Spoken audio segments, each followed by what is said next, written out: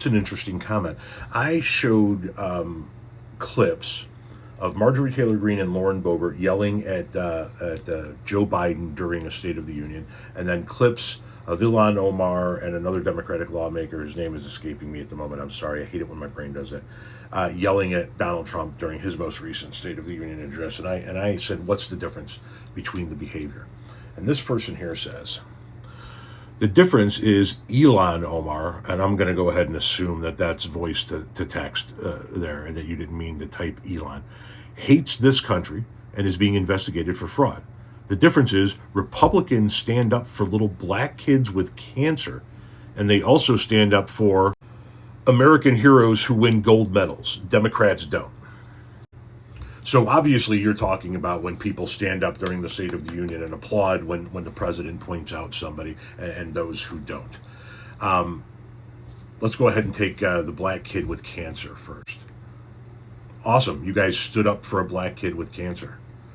Now, what have you done to help him fight his cancer, help him treat his cancer, help him get the care that he needs for his cancer? What have Republicans done?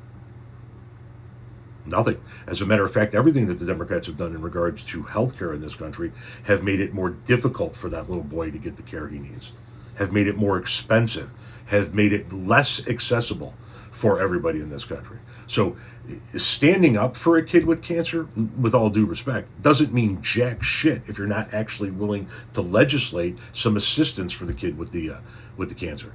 Standing up for the kid with cancer is just a show if you're actively trying to make his care less accessible and more expensive. You want to talk about American heroes? Okay.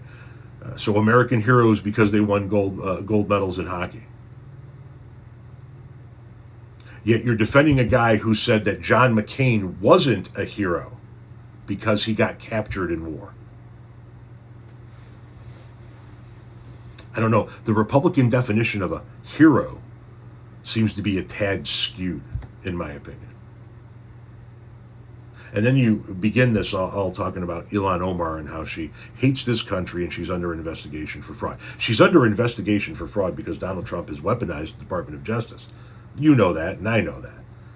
She's under investigation like so many other people on the Democratic side of the aisle have been put under investigation since this guy became president again, because he's on a vengeance tour. Let me know when they actually find something. Now, you claim she hates this country. You claim she hates this country, and that's the difference between her and Lauren Boebert and Marjorie Taylor Greene, the examples I gave on the other side. Ilhan Omar went through the trouble of immigrating to this country and going through the process to be able to live, work, vote, and hold office here. Marjorie Taylor Greene was part of the group of people that literally tried to overthrow that. Marjorie Taylor Greene is the one who said famously, "We cannot allow this transfer of power to occur peacefully." She did the quotation marks. Marjorie Taylor Greene has been more destructive for the United States of America, its sovereignty, and its way of life than Ilhan Omar could ever be if she served 1,000 years in Congress. The people who you're comparing Ilhan Omar to actively tried to overthrow our government. So don't ever talk to me about who does and does not love this country.